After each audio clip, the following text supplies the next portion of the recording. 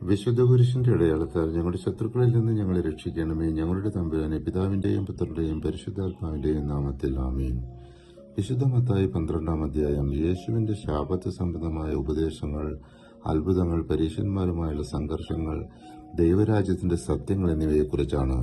യേശുവിന്റെ ശിഷ്യന്മാർ ശാപത്തിൽ കതിർ പറിച്ചു തിന്നപ്പോൾ പരീശന്മാർ കുറ്റപ്പെടുത്തി, കരുണയും ദൈവത്തിന്റെ ഇഷ്ടവും നിയമങ്ങളെക്കാൾ മഹത്തായവയാണ് എന്ന് യേശു പറഞ്ഞു.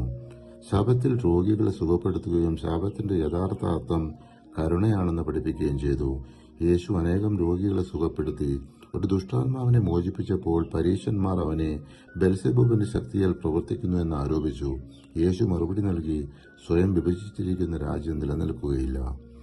യോന 3 ദിവസം മീനിന്റെ വയറ്റിൽ ഉണ്ടായിരുന്നത് യേശുവിന്റെ മരണത്തിന്റെയും പുനരുദ്ധാനത്തിന്റെയും പ്രതീകമായി പറഞ്ഞു.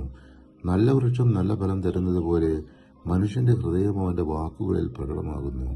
അവസാനം യേശു പറഞ്ഞു, എന്റെ സ്വർഗസ്ഥനായ പിതാവിന്റെ ഇഷ്ടം ചെയ്യുന്നവരാണ് എന്റെ സഹോദരനും സഹോദരിയും അമ്മയും.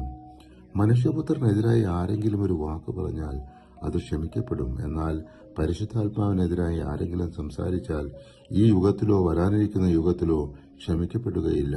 വിശുദ്ധ മത്തായി 12:32. മത്തായി 13-ാം അധ്യായം യേശുവിന്റെ ഉപമകളുടെ അധ്യായം എന്നറിയപ്പെടുന്നു. ദൈവരാജ്യത്തിന്റെ രഹസ്യങ്ങൾ ഉപമകളിലൂടെ വെളിപ്പെടുത്തുന്ന ഭാഗമാണിത്. വിത്ത് വിവിധ നിലങ്ങളിൽ വീഴുന്നത് പോലെ ദൈവവചനം കേൾക്കുന്നവരുടെ ഹൃദയാവസ്ഥ അനുസരിച്ച് ഫലം തരുന്നു. നല്ല നിലത്തിൽ വീഴുന്നവൻ 100 ഇരട്ടി ഫലം തരുന്നു. നല്ല വിത്തിനിടയിൽ ശത്രു കള വിതയ്ക്കുന്നു. കൊയ്ത്തുകാലത്ത് മാത്രമേ വേർതിരിവ് നടക്കുകയുള്ളൂ. അവസാനം വിധി നടക്കും. ചെറിയ വിത്ത് വലിയ വൃക്ഷമാകുന്നത് പോലെ ദൈവരാജ്യം ചെറിയ തുടക്കത്തിൽ നിന്ന് മഹത്തായ വളർച്ച നേടുന്നു. പുളി മുഴുവൻ മാവിനെ ബാധിക്കുന്നത് പോലെ ദൈവരാജ്യം ലോകത്തെ മാറ്റുന്നു. ദൈവരാജ്യം അത്ര വിലപ്പെട്ടതാണ്. അതിനായി എല്ലാം വിട്ടുകൊടുക്കാൻ തയ്യാറാകണമെന്ന് ഈശോമിശിഹാ ഓർമ്മിപ്പിക്കുന്നു. അന്തിമ വിധിയുടെ പ്രതീകമായി വലയിൽ നല്ല മീനും മോശം മീനും പിടിക്കപ്പെടുന്നു. അവസാനം വേർതിരിവ് നടക്കുമെന്ന് ഉപമ പറയുന്നു. സ്വന്തം നാട്ടിലെ ജനങ്ങളുടെ അവിശ്വാസം കാരണം യേശു അവിടെ അധികം അത്ഭുതങ്ങൾ ചെയ്തില്ല. പരിശുദ്ധാത്മാവെ, തിരുവചനത്തിന്റെ അനന്തശക്തിയാൽ ആത്മാവിന്റെ ബലങ്ങളും ദാനങ്ങളും നൽകി തീക്ഷ്ണതയാൽ